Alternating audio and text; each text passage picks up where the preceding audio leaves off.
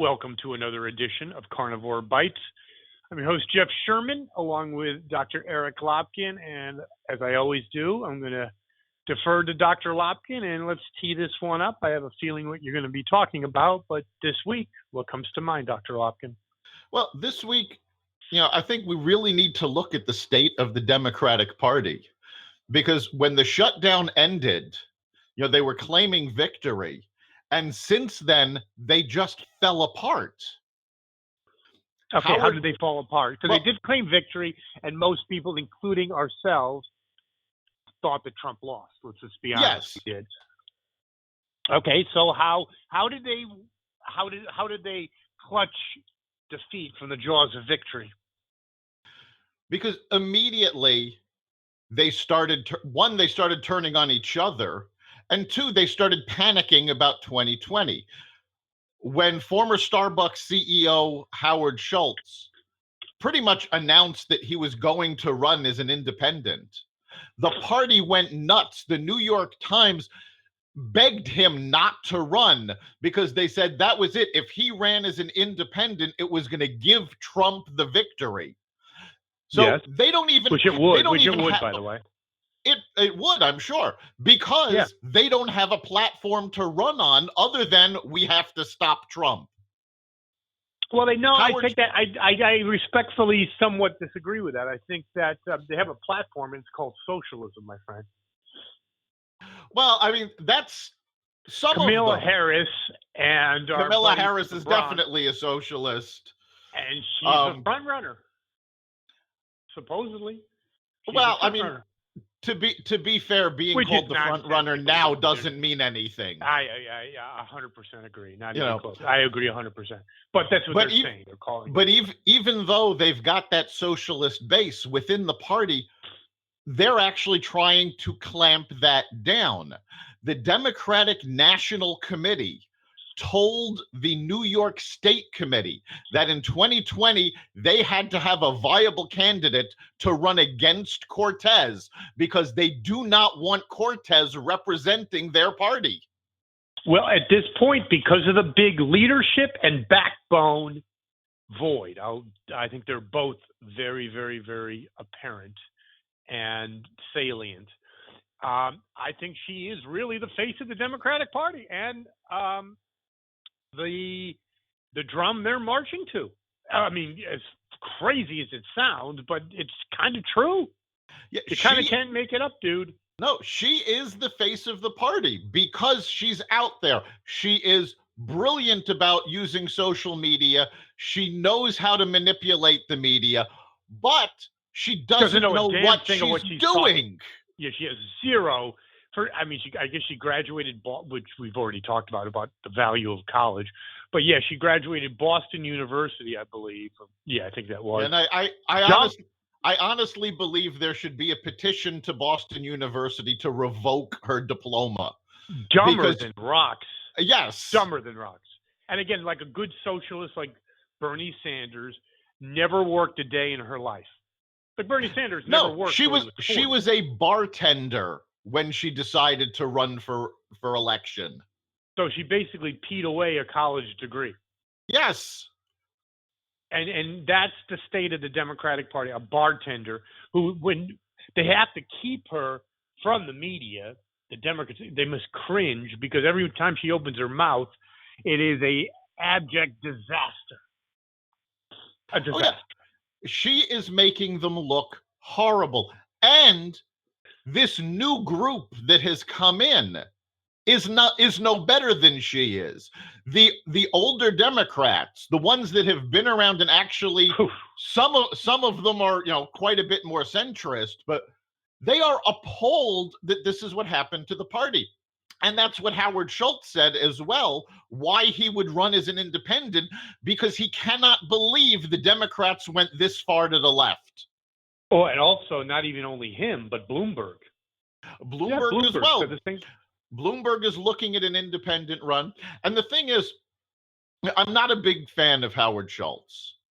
No. He is considerably more centrist than most of the Democrats. But if you read his book, It's Not About the Coffee, you see that his solution to almost every problem was to Is the throw government. a lot. Well, no, it wasn't government. It was to throw a lot of money at it. Well, that's the government. In a big corporation, that's fine. You can do that. In government, that doesn't work. We've That's thrown just enough tax money and out spend. the door. Yeah, Right. we've done And that. even he is going that these socialist policies are ridiculous. So how does this play out? I mean, Nancy Pelosi, I'd have to, and Schumer have gone to the left. I mean, Pelosi was always to the left, but I mean, Schumer was, you could say he was somewhat of a moderate. He's gone into the far left camp. Schumer was a moderate, but he has shifted to the left because they have lost mainstream America and they need to latch on to something.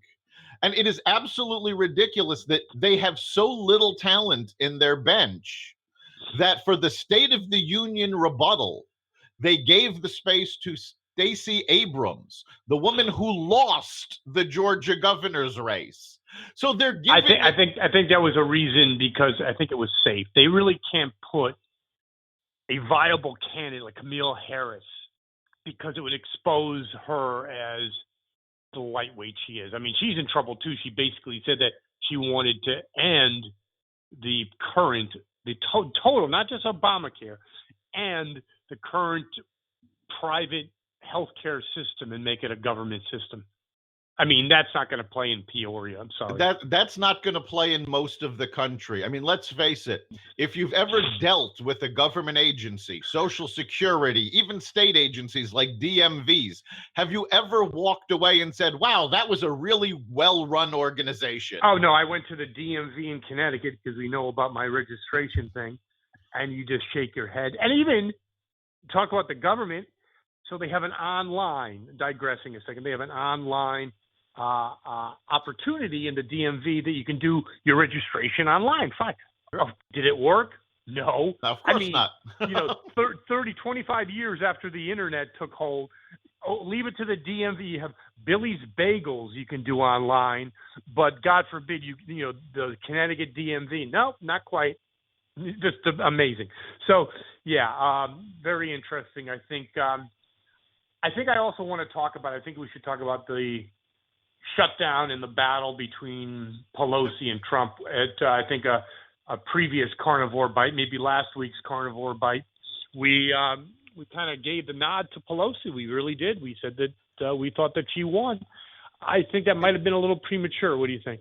Well, I think as of right now, yes, but the game's not over yet. She's definitely in the leadership seat. Yes, I would agree with that. Yes. But we're going to see the same thing happen in 2.5 weeks. I honestly don't think that they're going to come up with a compromise. And if they can't, if they can't and it shuts down, well, now the ball's in the Democrats' court.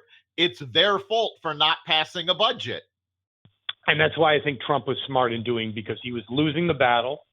And I think that if you have 3 weeks and you can't come back out with anything, obviously you don't really care about the shutdown. That's just obvious. Yeah. Agreed? I mean, realistically, they didn't care about the people who were affected by the shutdown. No. Democrats never really do. Socialists don't. It's all about maintaining power. Right.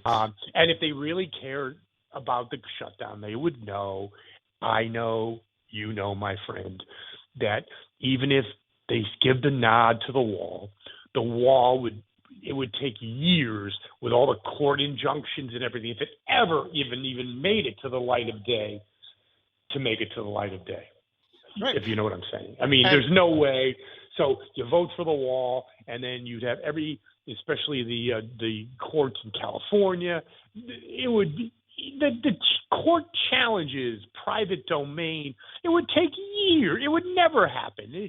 But they can't give him the victory. That's really what it's about. They can't give him the victory. And the thing is, I think they are genuinely scared, because as long as the court case would take, based on the other court cases that the Democrats have brought against decisions by Trump, the average seems to be about 6 to 18 months. And Trump has won every one of them once it went to the Supreme Court. I think they are terrified that it'll take the 6 to 18 months, which puts us right before the election. Right, it puts us well into 2020, and he will win and build the wall.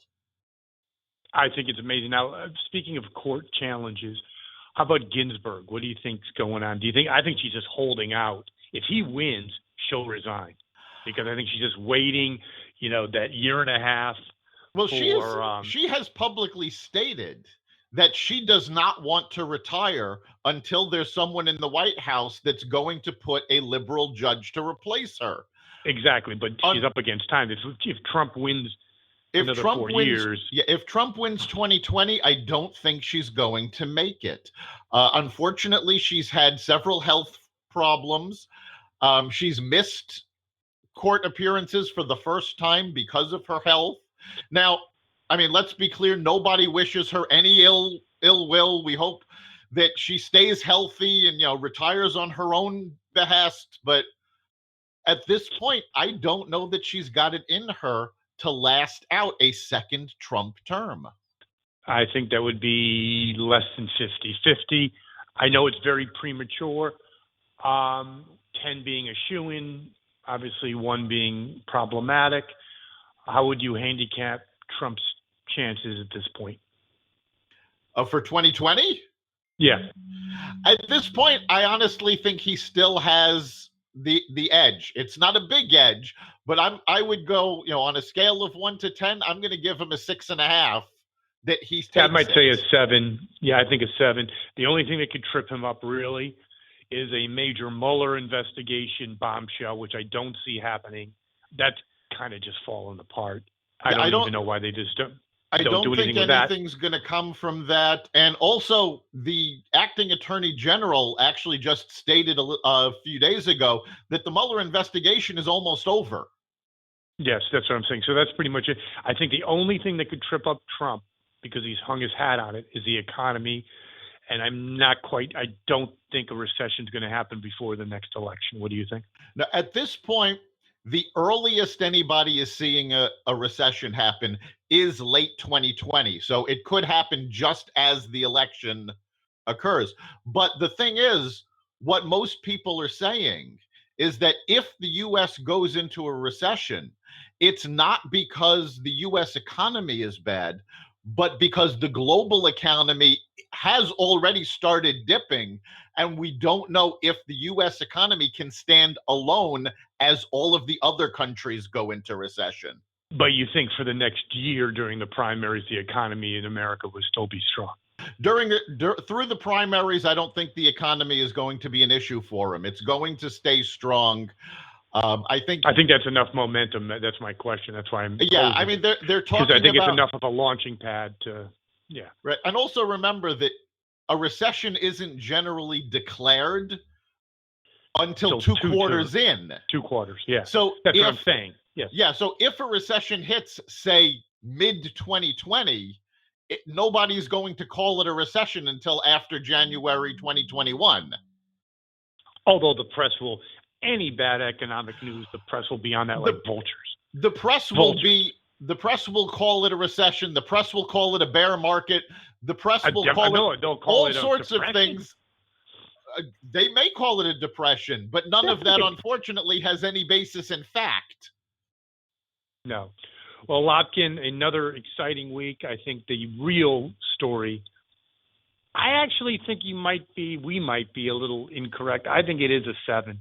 Because when you look at America's not ready for Kamala Harris. I'm sorry, it's just not. Well, Kamala Harris is a terrible candidate. I give him the 6.5. Go to 7. But that's really making the assumption that 1, Howard Schultz doesn't run, and 2, the Democrats actually come up with a real candidate. Absolutely. Good. Another great edition of Carnivore Bites. We'll do it again. See you next week. You've been listening to Carnivore Radio's podcast. You can catch us here every week. Carnivore Radio is part of the Xvadio podcast network. You can listen to the podcast at blogtalkradio.com/Xvadio.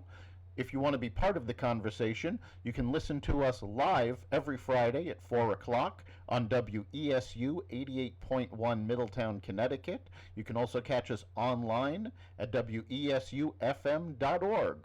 We look forward to hearing from you and see you next week.